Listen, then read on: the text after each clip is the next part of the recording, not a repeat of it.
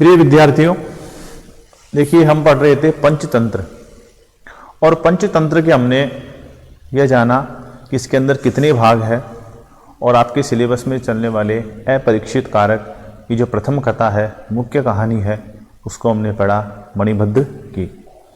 देखिए हमने कल ये समझा था, जाना था कि पंचतंत्र के अंदर जो कहानियाँ हैं वो अंतर्निहित है, प्रसंगानुसार एक दूसरे से जुड़ी हुई है।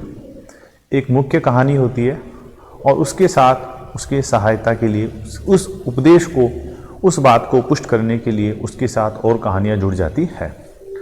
तो जब न्यायाधिकारी के पास उस नापित को ले जाया गया और उसने वो सब वृत्तांत बताया, तो न्यायाधिकारियों ने कहा कि देखिए, बिना जाने बिना परीक्षण किए अगर हम किसी कार्य को जल्दबाजी में शीघ्रता से करने का प्रयास करते हैं तो उसी प्रकार से हानि होती है जिस प्रकार से नकुले और ब्राह्मणी की कथाओं सुनाते हैं। उसको ब्राह्मणी को दुखी होना पड़ा। तो ये कहानी शुरू होती है देव शर्मा नामक एक ब्राह्मण से। देव शर्मा और उसकी पत्नी दोनों के कोई पुत्र नहीं था, तो उन्होंने एक नेवले को, या उनके पड़ोस में एक नेवली थी रहती थी, उसने भी एक नेवले को जन्म दिया। उन दोनों का उनके प्रति बहुत स्नेह उत्पन्न हो गया और उसे वह पालन पोषण करने लगे। कुछ समय पश्चात ब्राह्मणी के भी एक पुत्र उत्पन्न हो गया और उन्होंने दोनों की बहुत देखभाल की। लेकिन एक बार वो जो ब्राह्मणी है किसी काम से बाहर जाती है और अपने पति देव शर्मा को निवेदन करती है कि देखो, घर के अंदर पुत्र अकेला है, इस पुत्र की तुम रक्षा करना, सुरक्षा करना, मैं कुछ काम से बाहर जा कर के आ रही हूँ। उसके चले जाने के पश्चात थोड़ी देर में तो राजा के सेवक है वो वहाँ आते हैं और उनसे आदेश देते हैं कि राजा ने किसी कार्यवश आपको बुलाया है। राजजाज्ञा को सिरोधार्य करके तुरंत वह उस नेवली को उस पुत्र की सुरक्षार्थ स्थिर करके राजा के सेवकों के साथ चले जाते हैं। उस समय कुछ ऐसी घटना घटित होती है कि एक सर्प,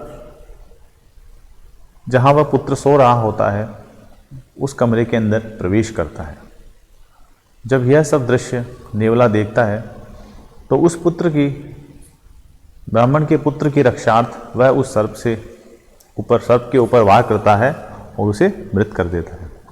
इस दौरान इस लड़ाई झगड़े में उसके शरीर पर, मुंह पर उस सर्प का रक्त के निशान लग जाते हैं और वह बाहर आकर दरवाजे पर बैठ जाता है। देव शर्मा राजा के पास गया हुआ होता है और पीछे से जो ब्राह्मणी है जिसने अपने पति को पुत्र की रक्षार्थ नियुक्त करके वहाँ से गई थी, वह वहाँ पर आती है। वह देखती है कि देव शर्मा यहाँ पर नहीं है और सामने द्वार के ऊपर जो नेवला है, रक्त से रंजित मुंह वाला, वहाँ पर विराजमान है, विद्यमान है। उसके मन में शंकाओं के बादल घुमड़ने लगते हैं और उसे लगता है कि शायद इसने मेरे पुत्र को समाप्त कर दिया, और गुस्से में आकर उसके हाथ में जो बर्तन होता है उस बर्तन से उस नेवले के ऊपर प्रहार करती है, जिससे वह उसी समय मर जाता है। और तत्क्षण वह जब दौड़ करके अंदर प्रवेश करती है तो देखती है कि उसका पुत्र पालने के अंदर खेल रहा है और पास में सर्प के टुकड़े पड़े हुए हैं। यह सब देख करके उसे सारा वृत्तांत समझने में आ जाता है और उसे अपने किए हुए पर बहुत पश्चाताप होता है। इसी बीच देव शर्मा भी आते हैं और वो देख करके वो भी बहुत दुखी होते हैं। तो एक तो कारण ये हुआ कि हमें किसी भी कार्य को तुरंत नहीं संपादित करना चाहिए। उस कार्य के विषय में, उसके परिणाम के विषय में अच्छी तरह सोच विचार लेना चाहिए। इसी विषय में भारवी ने भी कहा है, अविवेक है परमापदाम पदम। जो अविवेक होता है वो विपत्तियों का घर होता है। तो सोच समझ करके कोई कार्य करना चाहिए। दूसरा, ब्राह्मणी कहती है मैंने तो गलती की, लेकिन आप ये स्थान क्यों छोड़ करके चले गए? आपको यहाँ रुकना चाहिए था। देव शर्मा कहते हैं कि वह किसी प्रयोजन से, किसी भोजन के कारण राज सेवक वहाँ आए थे, बाद में बताया उन्होंने, उस कारण वह उनके साथ चला गया। तो उन्होंने कहा कि देखो, आपने लोभ के कारण इतना अनर्थ हो गया आपके लोभ के कारण। अगर आप ये लोभ नहीं करते और उस समय उनको मना कर देते तो शायद हो सकता है कि अनर्थ नहीं होता। तो ब्राह्मणी फिर उसे अपने पति देव शर्मा को लोभ के विषय में एक कहानी बताती है कि लोभ करने से किस प्रकार से मनुष्य का अहित होता है। वो उसे कहते हैं कि 4 प्रकार के 4 दोस्त होते हैं, उनके पास धन इत्यादि नहीं होता है और अपने गांव अपने समाज में उनको तिरस्कार का जीवन व्यतीत करना पड़ता है। इस प्रकार अपनों के बीच में तिरस्कार सहन करना, तिरस्कृत रहना बड़े ही दुख की, बड़ी ही अंतर्व्यथा की बात होती है। यह सब विचार करके वो धन संचय या किसी महान कार्य के उद्देश्य से वहाँ से निकलते हैं और निकल करके देशाटन को जाते हैं। जाते जाते उज्जैन के अंदर पहुँचते हैं और वहाँ पर उन्हें एक भैरवाचार्य नामक तांत्रिक मिलता है। भैरवाचार्य नामक तांत्रिक से वार्तालाप करते हैं और उन्हें अपना सारा वृत्तांत, अपनी मनोदशा, व्यथाएं वो सुनाते हैं।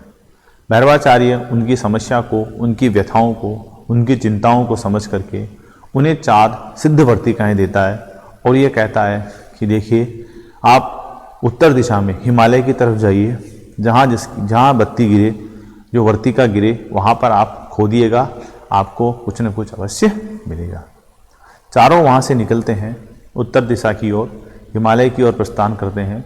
कुछ दूर जाने पर जो एक मित्र है उसकी वर्तिका गिरती है, वहाँ पर वह खोदता है और खोदने पर उसे वहाँ पर ताम्र प्राप्त होता है। ताम्र प्राप्त होने पर वह बहुत खुश होता है और सभी से कहता है कि देखिए, भैरवाचार्य की बात सिद्ध हुई, हमें यहाँ पर ताम्र प्राप्त हुआ, इस ताम्र के द्वारा हम हमारा जीवन सुखपूर्वक व्यतीत कर सकते हैं, इससे हमें इतना धन मिल जाएगा, तो चलिए व्यर्थ में क्यों आगे जाएं, यहीं से ही खुदाई करके ताम्र निकाल करके हम लौट जाते हैं। जो 3 व्यक्ति थे वो उसकी बात नहीं मानते, उनके मन में यह लोभ उत्पन्न होता है कि ताम्र मिला है, इसका मतलब भैरवाचार्य की बात में कुछ सच्चाई तो है। अब जब ताम्र मिला है तो हो सकता है, अभी तो हम तीनों के पास अलग अलग बत्तियाँ हैं, वर्तिकाएँ हैं, हमें कुछ और ज़्यादा मिलेगा। लेकिन जो पहले वाला व्यक्ति था वह वहीं से ताम्र प्राप्त करके लौट जाता है और तीनों मित्र वहाँ से आगे बढ़ते हैं। कुछ दूर चलने पर दूसरे मित्र की वर्तिका गिरती है, वह वहाँ पर खोदता है और खोदने पर उसे वहाँ रजत अर्थात चांदी प्राप्त होती है। वह उस चांदी को देख करके प्रसन्न होता है और दूसरों को भी कहता है कि देखिए, हमें अब चांदी मिल गई है, ताम्र से बेहतर है जो हम चाहते थे, इससे भी हमारा जो है जीवन और अधिक सफल हो जाएगा, तो इसलिए हम इस चांदी के द्वारा भी हमारी आजीविका चला सकते हैं, ये खोद कर हमें लौट जाना चाहिए। वह वहाँ से चांदी की खुदाई करके लौटता है, लेकिन दोनों मित्र नहीं मानते हैं और उनके मन में लोभ लालच बढ़ता है। वो सोचते हैं कि अब पहले तांबा मिला, अब चांदी मिली, अब इससे कुछ अधिक मूल्यवान वस्तु मिलेगी।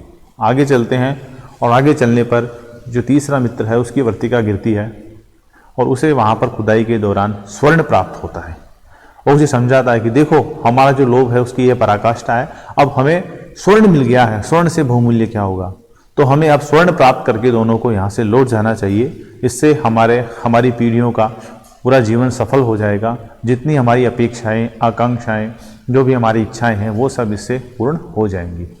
लेकिन जो पहला व्यक्ति है उसके मन में अब और ज़्यादा लोभ उमड़ने लगा और उसे लगा कि पहले वाले को तांबा मिला, दूसरे वाले को रजत मिली और तीसरे को स्वर्ण, तो हो सकता है कि मुझे अब जो मणिमाणिक्य, बहुमूल्य रत्न, जो खजाना केवल मेरे लिए बचा है, वो मैं अब नहीं छोड़ सकता। उसने मित्र ने उसको बहुत समझाया, लेकिन वो नहीं माना। वो वहाँ से लौट गया और वह अकेला वहाँ से आगे बढ़ता है। कुछ दूर जाने पर रात हो जाती है और वह रास्ता भटक जाता है, उसे भूख प्यास लगती है।